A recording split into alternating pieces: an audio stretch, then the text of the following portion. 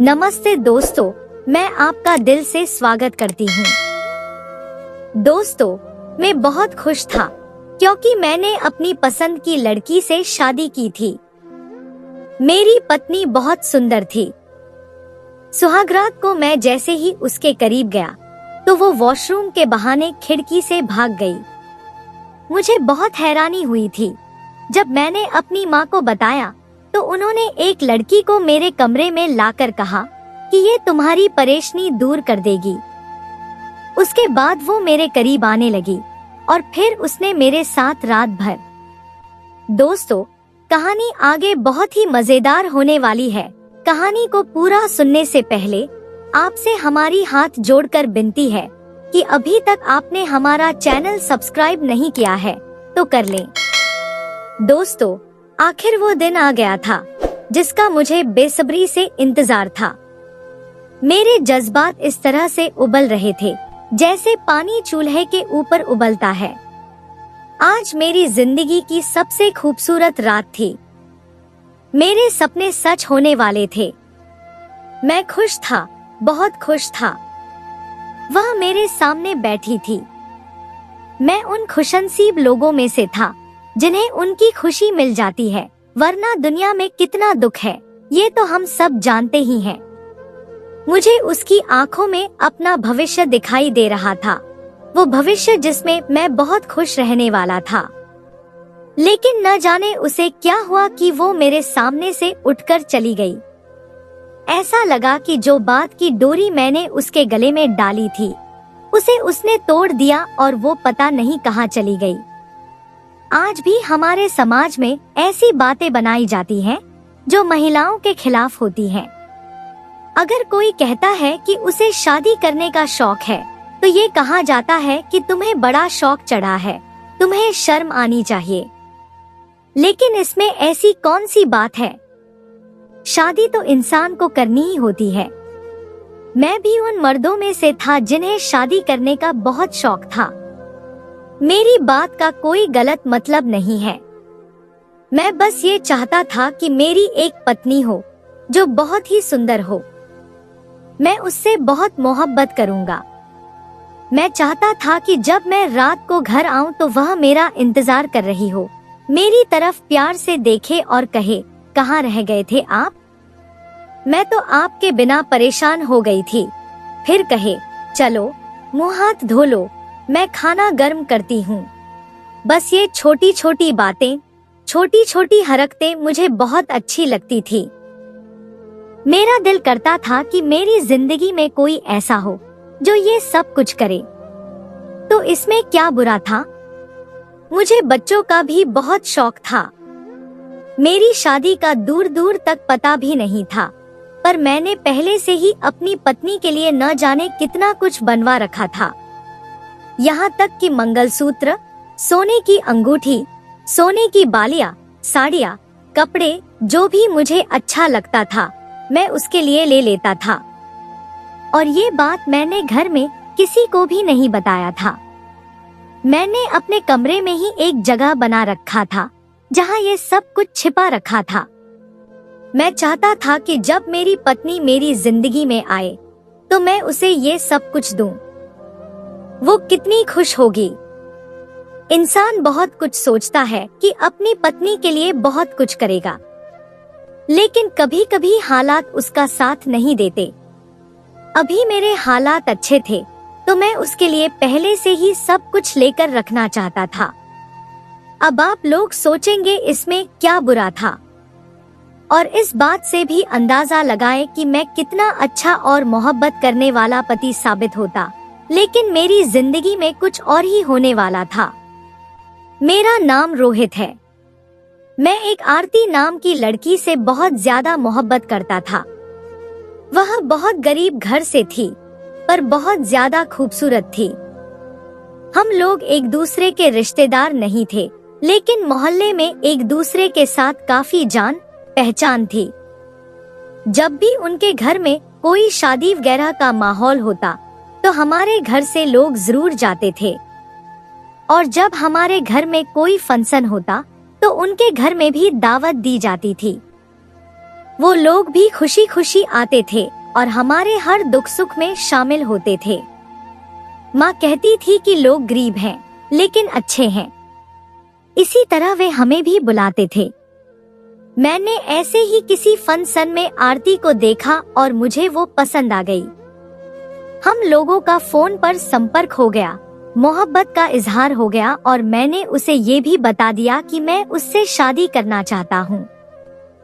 उसने कहा, आप तो बड़ी जल्दी शादी का फैसला कर बैठे। लोग तो 2-3 साल तक बातें करते हैं, इधर उधर लेकर जाते हैं, रिलेशनशिप में रहते हैं और उसके बाद कहते हैं कि चलो अब शादी करने के बारे में सोचते हैं।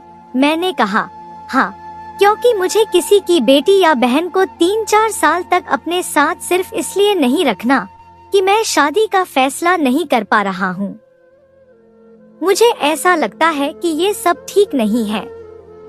अगर शादी नहीं करना तो फिर बात करने की क्या जरूरत है, और अगर शादी ही करना है तो फिर बातें कर लो, समय क्यों बर्बाद किया जाए।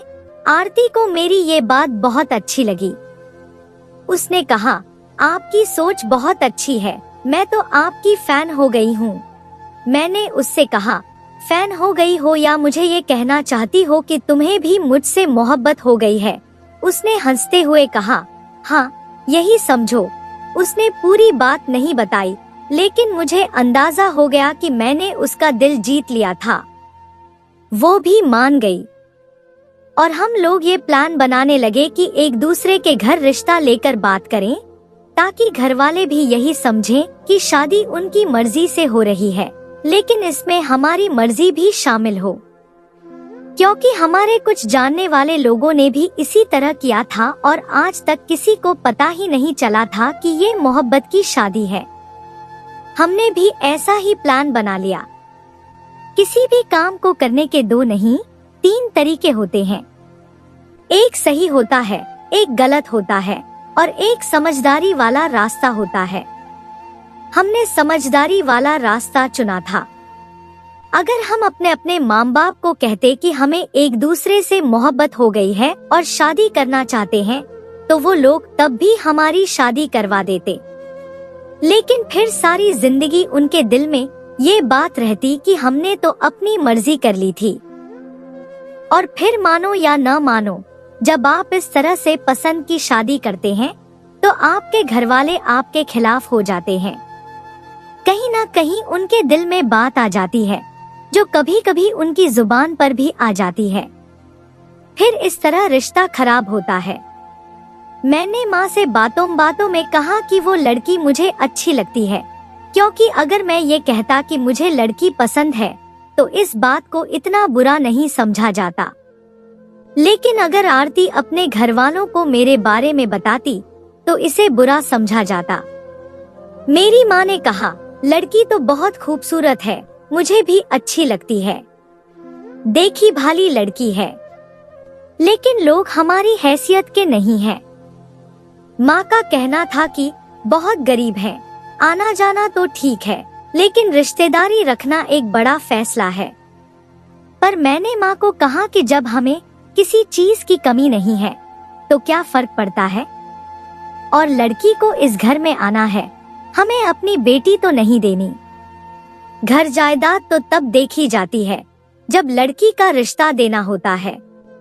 मैंने कहा, देखिए, मैं उसके लिए मना नहीं कर रहा हूँ, बस अब मेरी शादी की उम्र हो गई है और आप भी मेरी शादी की बात कर रही थी।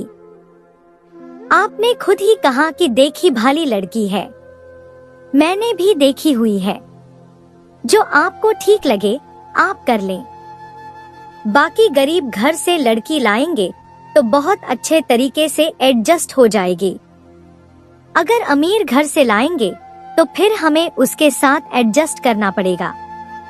गरीब घर की होगी तो वो हमारे साथ एडजस्ट कर लेगी, हमारी बात मान लेगी। अगर अमीर घर की होगी तो फिर हमें उसकी बात माननी पड़ेगी। मेरे दिमाग में वैसे ऐसी कोई बात नहीं था कि मैं अपनी पत्नी से अपनी मनमानी या गलत बातें मनवाऊं या अपनी पत्नी को छोड़ दूं और कहूं कि मेरी माँ की सेवा करो। ये बात मैं सिर्फ इसलिए कर रहा था ताकि मेरी माँ मान जाए, क्योंकि मैंने अपनी माँ को बड़ी मुश्किल से मना पाया था। माँ ने कहा, बात तो ठीक है, मैं इस हफ्ते रिश्ता लेकर जाती हूँ। आधा मामला सेट हो गया था, क्योंकि वहाँ आरती ने सबको मना लिया था और यहाँ से रिश्ता जाता तो वो लोग इनकार नहीं करते। इसी तरह हम लोग बहुत खुश थे, एक दूसरे से बात कर रहे थे, एक दूसरे को सब कुछ बता रहे थे। मेरी माँ रिश्ता लेकर चली गई, उन लोगों ने भी रिश्ता कबूल कर लिया और हमारी बात पक्की हो गई। सबने 1 महीने बाद शादी की रस्म करने की हामी भर ली। हम लोग बहुत खुश थे, खुद को इस दुनिया का सबसे खुशकिस्मत और समझदार जोड़ा समझ रहे थे, जिसने एक दूसरे से मोहब्बत की और इतनी आसानी से एक दूसरे को पा भी लिया। वरना इस दुनिया में ऐसे भी लोग होते हैं जो एक दूसरे से मोहब्बत करते हैं, लेकिन उनके परिवार वाले उनकी शादी नहीं होने देते। 1000 तरह के नुक्से डालकर उन्हें एक दूसरे से जुदा कर देते हैं। ये कोई छोटी बात तो नहीं है कि जिससे आप मोहब्बत करो वो आपका हमसफर बन जाए और फिर आप दोनों सारी जिंदगी अच्छे से साथ गुजारें। पर मुझे नहीं पता था कि मेरी जिंदगी में क्या तूफान आने वाला है। मैं आरती से बहुत ज्यादा मोहब्बत करता था। जब हमारी शादी के दिन करीब आने लगे तो हमारी मोहब्बत और भी ज्यादा बढ़ गई थी। मेरी माँ इस बात पर थोड़ी परेशान हुई। मेरे बाबा इस दुनिया में नहीं थे, मैं ही घर में बड़ा था। जब आरती के घर वालों ने कहा कि हमारे यहाँ तो रस्म है कि लड़की के लिए सोना लड़का ही बनवाता है, उन्होंने 40 तोले सोने की फरमाइश कर दी। मेरी माँ बड़ी परेशान हो गई, क्योंकि मेरे पिता इस दुनिया में नहीं थे और घर का कमाने वाला मैं ही था। उन्होंने कहा कि आप अगर दे नहीं सकते तो आप हमें लिख कर दे दे कि बाद में दे देंगे, वो भी सिर्फ लड़की की सुरक्षा के लिए। हमें इसमें भी कोई समस्या नहीं है। मैंने अपनी माँ को समझाया, इस तरह रिश्ते को तो नहीं खराब कर सकते ना। 8-10 तोले दे देंगे और बाकी लिख कर दे देंगे। वैसे भी जब आरती घर आ जाएगी तो वो हमारे परिवार का हिस्सा बन जाएगी, फिर हमारे मसले उसके मसले बन जाएंगे। वो हमारी मुश्किलों को समझेगी और कभी दोबारा सोने की बात नहीं करेगी, और अगर मांगेगी भी तो भगवान ने मुझे दिया तो मैं उसके लिए बाकी का सोना भी बनवा दूंगा। शादी के शुरू में तो थोड़ा बहुत समझौता करना पड़ता है, हाँ बाद में सब संभाल लेंगे। पर मेरी माँ का कहना था कि यह कैसी रस्म और इतना ज्यादा भला कौन मांगता है, उन लोगों को सोचना चाहिए था।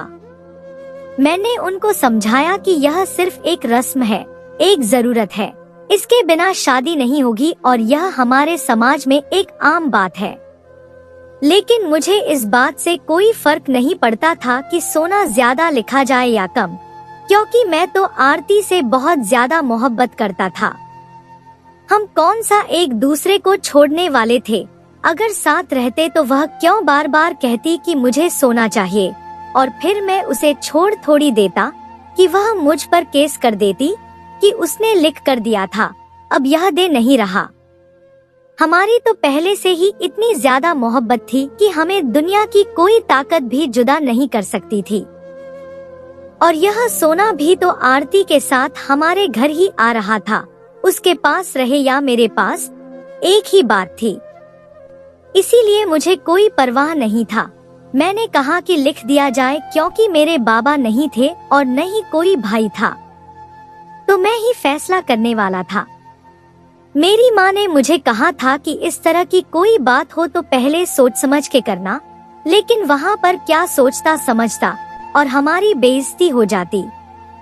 इसीलिए मैंने हाँ बोल दिया और इसको कागज में लिख दिया। इसके अलावा भी उन्होंने काफी सारी शर्तें रखी थी। उनका कहना था कि लड़की का सामान लड़की का है, मुझे हर महीने लड़की को 20-25 खर्चा देना होगा। मैंने सारी बातों पर हाँ बोल दिया था, क्योंकि मुझे पता था कि वो मेरी पत्नी बन जाएगी, मेरी दुख सुख की साथी होगी। वो मेरा लिहाज जरूर करेगी। जब मेरे पास सब कुछ हो जाएगा तो मैं सब कुछ उसके ऊपर लुटा दूंगा, और जब नहीं होगा तो फिर जाहिर है उसे भी मेरे साथ गुजारा करना होगा। हमारी शादी हो गई। हम लोग बहुत ज्यादा खुश थे, पर मेरी माँ के दिल में यह बात बैठ गई थी कि उन्होंने इतनी शर्तों के साथ हमने अपने बेटे का रिश्ता किया है, जबकि लड़के वाले हम थे। शर्तें तो हमें रखनी चाहिए थी।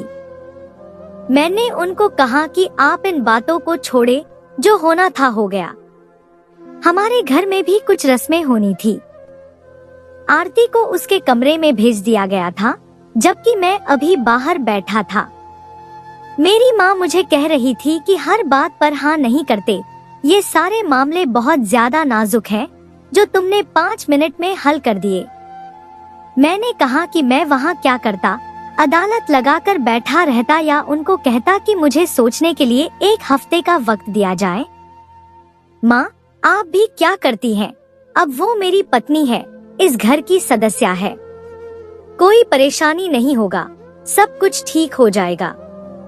मेरी माँ ने मेरी तरफ एक चीज बढ़ाई और कहा कि अब उनकी रस्में थी तो हमारी भी है, तो रस्म होनी चाहिए। मैंने उसकी तरफ देखा तो मैं हैरान रह गया, क्योंकि मेरी माँ वही हरकत कर रही थी जो सास करती है। उनके हाथ में एक सफेद रंग की चादर थी। मैंने कहा कि मैं ऐसी हरकत नहीं करूँगा, क्योंकि मैं बात समझ गया था कि वह क्या करवाना चाहती थी। मेरी माँ ने कहा कि जब उन्होंने हमारा कोई लिहाज नहीं किया तो हम क्यों करें।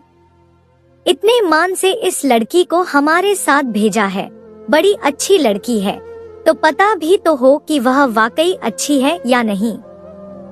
जाहिर है मेरी माँ को गुस्सा आया, उन्हें ये हरकतें अच्छी नहीं लगी थी। जब कोई मोहब्बत की शादी करता है, लव मैरिज करता है, तो उसे यह बात अपने दिमाग में रखनी चाहिए कि आपने तो उस लड़की से मोहब्बत की होती है, लेकिन आपके घर वालों ने नहीं की होती, बल्कि आपके घर वालों को तो उससे नफरत हो जाती है। मैंने बड़ी कोशिश की कि मेरी माँ को मेरी पत्नी से नफरत न हो, लेकिन वह कहते हैं ना कि आप जिस चीज के न होने की कोशिश करते हैं वही हो जाता है, और लगता था कि यही हो गया था। मेरी माँ को मेरी पत्नी पर गुस्सा आ गया। उन्होंने कहा कि इन लोगों ने इतनी शर्तों के साथ ऐसी लड़की भेजी है, शादी को पूरा कॉन्ट्रैक्ट बना दिया। यह भला कौन सी हरकत थी? मैं कैसे बताता कि मैंने पहले ही इस लड़की के साथ सब कुछ कर लिया था, इसीलिए मैं बहुत ज्यादा आत्मविश्वासी था। मुझे पता था कि कोई दिक्कत नहीं होने वाला है। घर में भी रस्म हो गई। रात के 1 बजे का वक्त था जब मैं अपने कमरे में दाखिल हुआ। मेरी माँ ने मुझे दुआएं दी और कहा कि तुम्हारी नई जिंदगी की शुरुआत है, भगवान तुम्हारे लिए सब कुछ बेहतर करे। वह थोड़ी गुस्से में तो थी, लेकिन अपने बेटे को दुआ कैसे ना देती। काफी सारे मेहमान चले गए थे, लेकिन कुछ करीबी मेहमान अभी भी घर में ही थे, जैसे मेरे चाचा और मेरी बुआ वगैरह, क्योंकि वह वैसे ही काफी दूर से आए थे। चाचा तो मेरे इस शहर में रहते थे, लेकिन वह भी घर में रुक गए थे, क्योंकि वह इस घर के बड़े थे और शादी वाले घर में थोड़ी रौनक रहे तो अच्छा भी लगता है। मैं अपने कमरे में दाखिल हुआ। मेरी पत्नी सामने ही बैठी थी। मैंने उसके लिए बहुत ही खूबसूरत तोहफा लिया था और बहुत ज्यादा महंगा भी था। अपनी माँ को इस बारे में बिल्कुल भी नहीं बताया था और इसके लिए पैसे भी जमा किए थे, क्योंकि वह मेरी पत्नी थी, मेरी मोहब्बत थी। मैं उसके लिए हमेशा ही कुछ अच्छा करना चाहता था। उसके लिए तो मैं अपनी जान भी दे सकता था, तो फिर ये तो एक चीज थी। मैंने उसे यह भी कहना था कि अगर तुमसे कोई पूछे कि किसने दिया है, तो उसको कह देना कि किसी और ने दिया है। मुझे क्रेडिट लेने का कोई शौक नहीं, बस मैं चाहता था कि मेरी पत्नी खुश रहे। उसने अपने सर पर दुपट्टा ओढ़ रखा था, पर फिर भी मुझे उसका चेहरा दिखाई दे रहा था।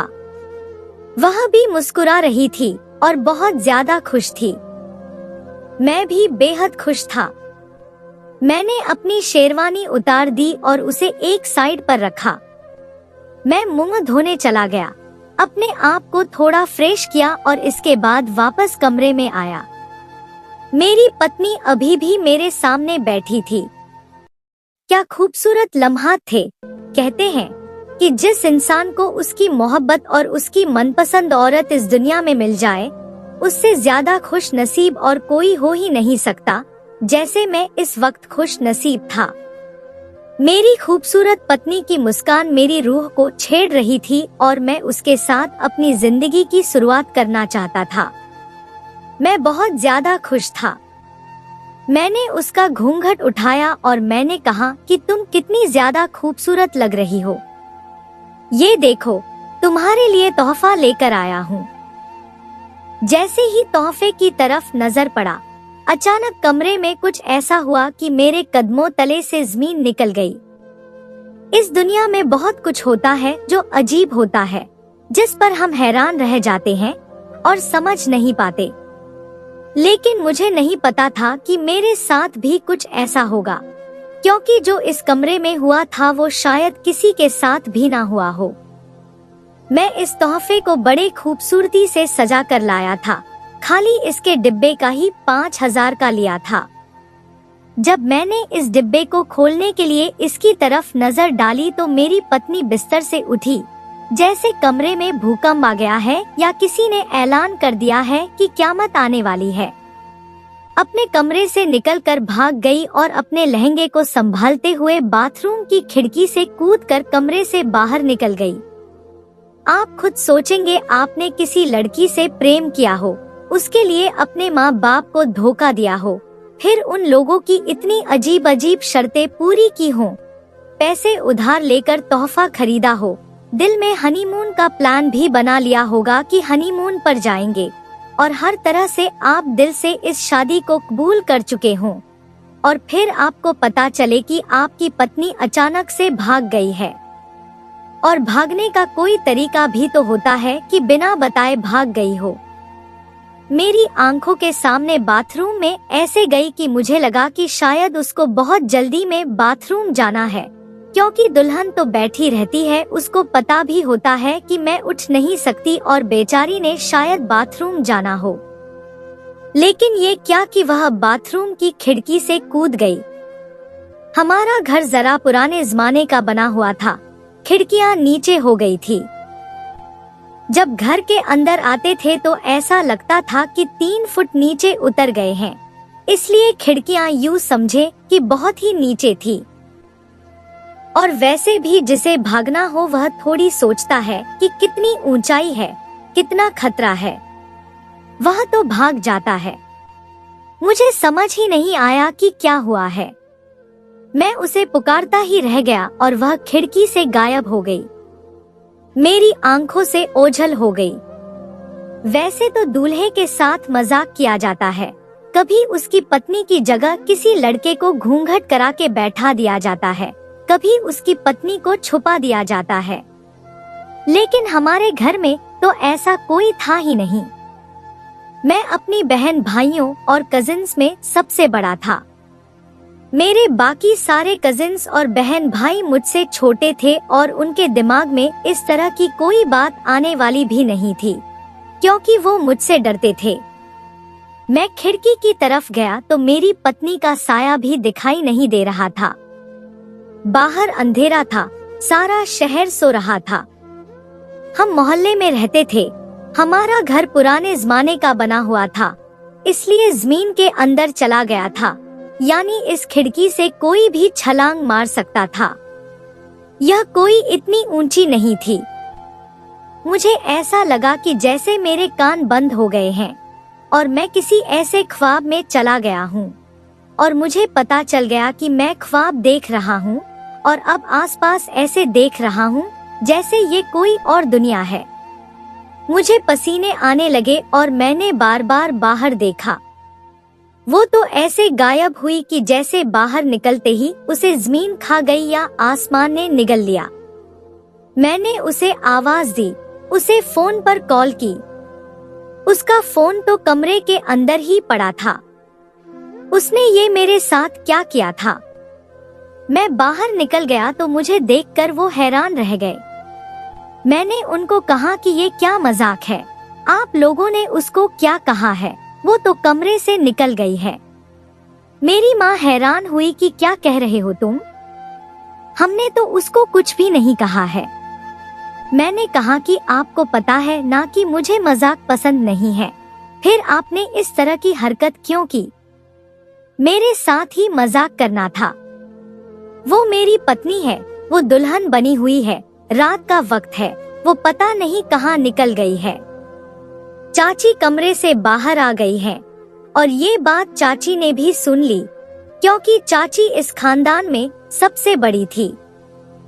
उन्होंने कहा कि ये कैसी बातें कर रहे हो, लगता है कि तुम हमारे साथ मजाक कर रहे हो। मैंने कहा कि मैं मजाक नहीं कर रहा, आप लोगों ने मजाक किया है। वो लोग ऐसे मेरी शक्ल देख रही थी जैसे मैं किसी और दुनिया की बात कर रहा हूँ। फिर मैंने उनको कमरे में बुलाकर सारी बात बताई और वो हैरान रह गई। मेरी चाची ने मेरी माँ की तरफ देखा कि ये क्या मामला है। मेरी चाची मेरी माँ को एक तरफ ले गई और उसके साथ कोई बात करने लगी। मैंने कहा कि इधर मेरी जिंदगी में अचानक से ये दिक्कत बन गया है। आप लोग आपस में क्या बात कर रही हैं? मुझे बताइए कि अब मैं क्या करूँगा। पर चाची ने कहा तुम्हारा ही परेशानी हल कर रहे हैं, परेशान मत हो। मेरी चाची बाहर चली गई और बाहर जाकर लोगों को ये कहने लगी कि दुल्हन को भूख लग गई है, इसलिए उसके लिए खाना लेने आ गई है। उसने खाना खाया था, तब उसे शर्म आ रही थी, लेकिन अब भूख लग गई है। सब इस बात पर हंसने लगे कि इससे अपनी पत्नी का बहुत ख्याल है। मेरी चाची वापस आई और आकर मेरी माँ को कहा कि मेहमानों को तो मैंने संभाल लिया है।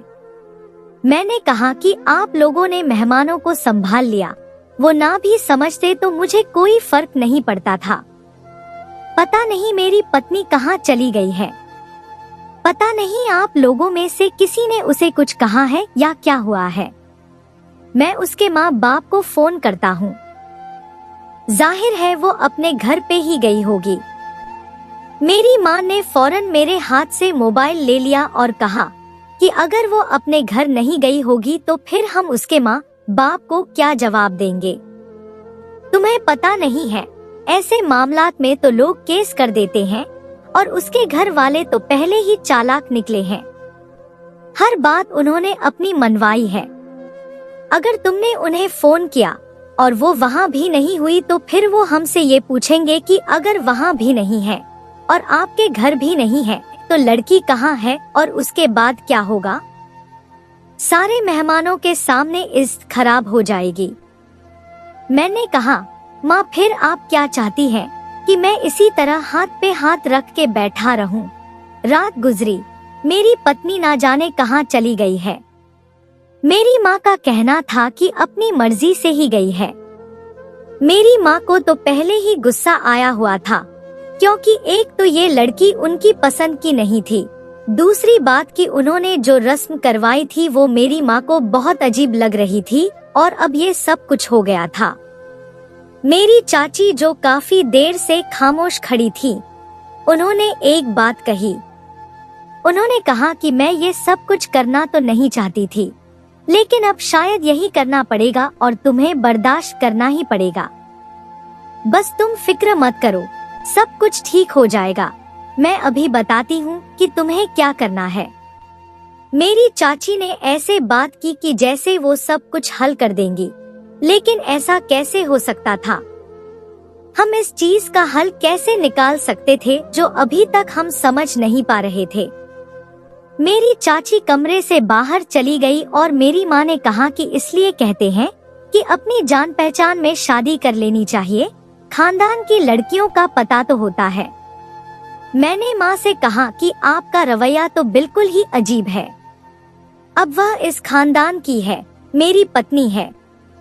मुझसे शादी करने के बाद वह खानदान का हिस्सा बन गई है, इसलिए अब आपको इसकी फिक्र होनी चाहिए, ना कि ऐसी बातों की जो करके कोई फायदा भी नहीं होने वाला है। और ये चाची ना जाने कहाँ चली गई है। पुलिस में रिपोर्ट करवाने जा रहा हूँ। मेरी माँ का कहना था कि कोई जरूरत नहीं है। तुम कमरे से बाहर आए तो सारे मेहमान सवाल करने लगे। हमने बड़ी मुश्किल से उनको चुप करवाया है। अब तुम घर से बाहर जाओगे तो फिर हम उनको कैसे चुप करवाएंगे? अपनी पत्नी का मोबाइल चेक करो। अगर वह मोबाइल छोड़ गई है तो अलमारी चेक करो। चेक करो कि यह सब कुछ अपने साथ तो नहीं ले गई। वह अजीब लालची औरतों वाली बातें कर रही थी। वह अलमारी चेक करने लगी और मैं मोबाइल की तरफ बढ़ा।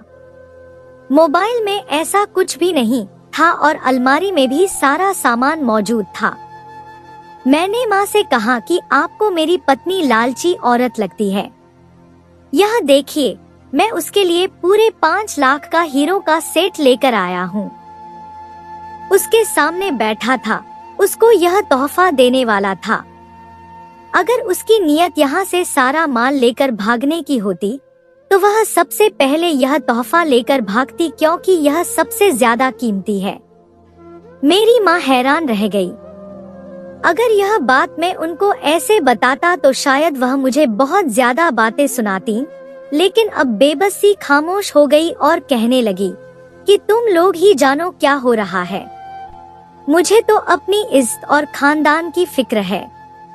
तुम्हारे बाप की पूरे मोहल्ले और रिश्तेदारों में बहुत इज्जत थी। आज न जाने क्या होगा।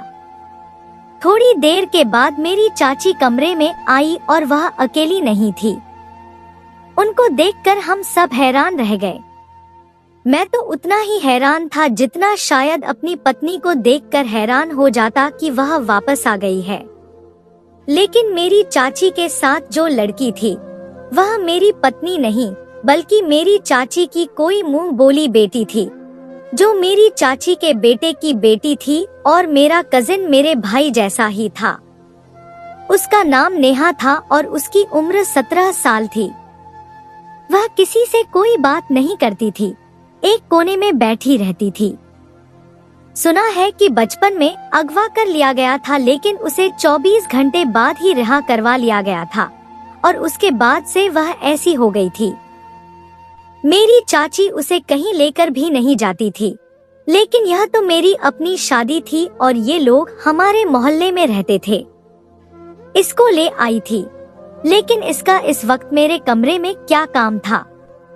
यह लड़की तो बिल्कुल बेकार थी, अपने काम भी ठीक से नहीं संभाल सकती, तो यहाँ पर क्या? यह मेरी पत्नी को तलाश करने के लिए आई थी। इस घर में न जाने क्या हो रहा था। मुझे कोई बाहर जाने भी नहीं दे रहा था और मेरे प्रॉब्लम को भी कोई नहीं समझ रहा था।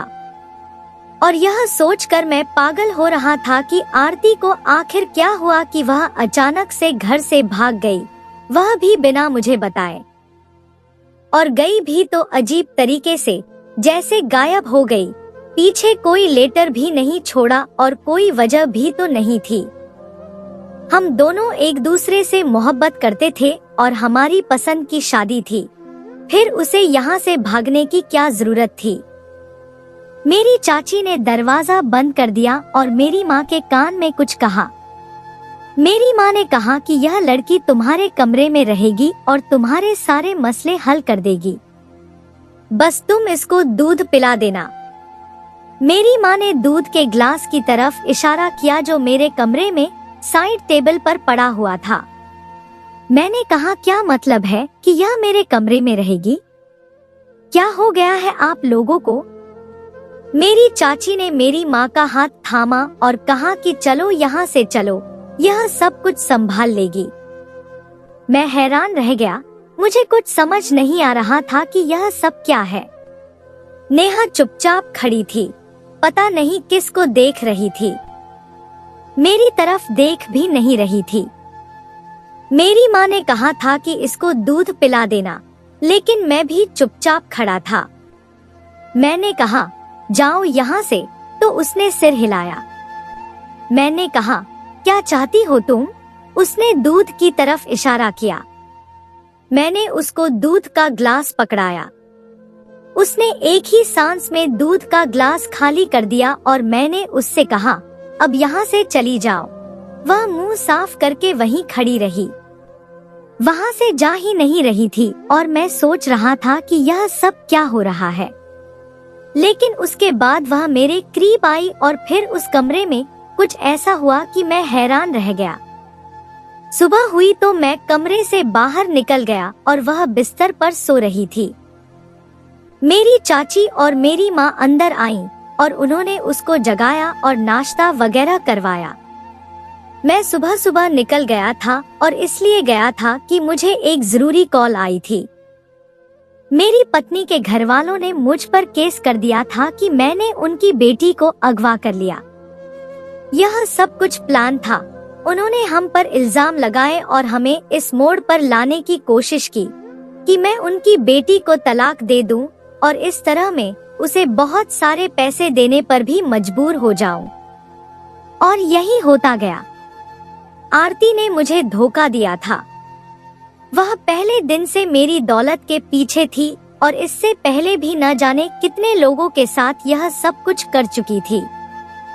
मैं हैरान था। उन्होंने एक जुल्म की दास्तां बनाई थी कि शादी के बाद पहले ही दिन मैंने उस पर हाथ उठाया। केस चला। वह औरत थी और चालाक औरत थी, इसलिए फैसला भी उसके हक में हुआ। जो चाहती थी वह उसको मिल गया। हम सब बदनाम हो गए। मुझे मोहब्बत ने धोखा दिया था। मेरे पास जो था वह खो चुका था। अब मुझे और कुछ खो जाने का अफसोस नहीं था। मैंने तो उससे सच्ची मोहब्बत की थी, उसे अपना सब कुछ समझा था। जब हम अदालत में एक दूसरे को देखते थे तो उसके चेहरे पर कोई अफसोस नहीं होता था। वह तो हंस रही होती थी और मेरा दिल और रूह दोनों रो रहे होते थे। दिल ही मर गया था। वह जीत गई, कामयाब हो गई। लेकिन कुछ महीनों बाद हमें खबर मिली कि आरती के साथ एक बड़ा हादसा हो गया और वह मौके पर ही मर गई। शायद उसको उसके किए की सजा मिल गई थी। मुझे तब भी अफसोस हुआ। अगर मैं उससे मिल पाता तो इतना ही कहता कि अगर यह सब ना करती तो आज मैं तुम्हें अपने घर और दिल की मलिका बनाकर रखता। पर पता नहीं क्यों तुमने यह रास्ता चुना। मैं तो अब भी उसके लिए दुआ करता हूँ और आज भी उससे मोहब्बत करता हूँ। मेरे दिल से उसके लिए कभी बहुआ नहीं निकला और आज भी नहीं निकलेगा। शायद उसकी गरीबी ने उसे यह सब करवाया था। वह जहाँ भी है भगवान उसे सुकून दे। पर मैं कहना चाहता हूँ कि अगर आपको पैसे ही कमाने हैं तो किसी का दिल मत तोड़िए, क्योंकि दिल में भगवान रहते हैं। दिल तोड़ना बहुत बड़ा पाप है। जब आप किसी का दिल तोड़ते हैं तो फिर आप कभी खुश नहीं रह सकते। आरती इस बात की मिसाल है कि उसने सब कुछ कर लिया, जो चाहती थी वह कर पाई, लेकिन फिर भी दुनिया से चली ही गई। तो दोस्तों, यह थी हमारी आज की कहानी। आपको सुनकर कैसी लगी हमें कमेंट करके जरूर बताएं और हमारी वीडियो को ज्यादा से ज्यादा अपने दोस्तों में शेयर करें और हमारे चैनल को भी सब्सक्राइब कर लें ताकि आने वाली वीडियो का नोटिफिकेशन आप तक तुरंत पहुंचे। मैं मिलती हूं आपसे अगली वीडियो में। तब तक के लिए धन्यवाद।